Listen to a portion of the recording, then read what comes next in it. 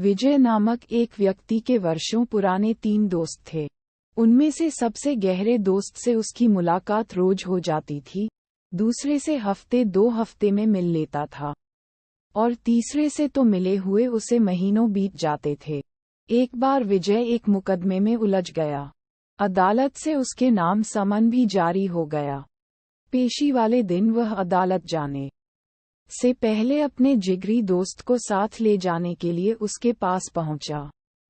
उसे मुकदमे के बारे में बताकर बोला, अगर पेशी में तू मेरे साथ रहेगा तो मुझे हिम्मत मिलेगी। इस पर दोस्त तुरंत बोला, माफ करना यार, मुझे आज एक बहुत जरूरी काम है, इसलिए मैं तेरे साथ नहीं चल पाऊंगा।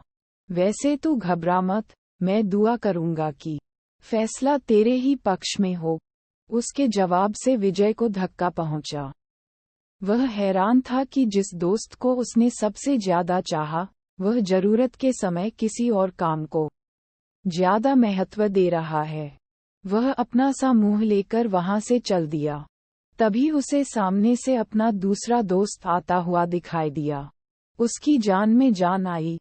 नजदीक आने पर उसने उसे भी अपनी परेशानी बताई और साथ चलने को कहा। इस पर वह बोला, मित्र, आज के लिए तू मुझे माफ कर दे, मैं जरूरी काम से कहीं जा रहा हूँ। हाँ, मैं तुझे कोर्ट के बाहर जरूर छोड़ सकता हूँ। और वह उसे अदालत के दरवाजे पर छोड़कर चला गया। विजय मुंह लटकाए अदालत की सीढ़ियां चढ़ ही रहा था कि उसे सामने तीसरा दोस्त खड़ा दिखाई दिया। विजय के कुछ बोलने से पहले ही दोस्त बोला, तेरी पेशी के बारे में पता चलते ही मैं सीधे यहाँ दौड़ा आया। चिंता न कर, मैं तेरे साथ हूँ। जरूरत पड़ने पर गवाही भी दे दूंगा। और दोनों अंदर चले गए। दोस्तों, वह दोस्त ही क्या जो मुसीबत में साथ छोड़ जाए। कहते भी हैं कि धीरज धर्म मित्र अरु नारी, आपातकाल परखिए चारी। तो फिर आप किस दोस्त को जीवन में ज्यादा महत्व देंगे? निश्चित ही तीसरे दोस्त को, क्योंकि यदा कदा मिलने के बाद भी जरूरत पड़ने पर वही विजय के काम आया। साथ ही उसे ये भी पता चल गया कि जिसे अपना जिगरी दोस्त समझता था, उसकी असलियत क्या है। इसलिए किसी को भी अपना मित्र बनाने मानने से पहले उसे मित्रता की कसौटी पर परख लें। केवल बातचीत के आधार पर ही किसी को अपना दोस्त न माने। वैसे भी यह जरूरी नहीं कि हमसे मीठा बोलने वाले सभी लोग हमारे मित्र हों। जर्मन कहावत भी है कि झूठे मित्र की जबान मीठी लेकिन दिल कड़वा होता है। वह तभी तक आपका साथ देता है जब तक आपका सितारा बुलंदी पर होता है, ताकि दोस्ती के नाम पर आपका फायदा उठाता रहे। आप पर विपत्ति आते ही वह चुपचाप पतली गली से निकल जाता है। इसलिए ऐसे दोस्त के होने से तो दुश्मन अच्छा।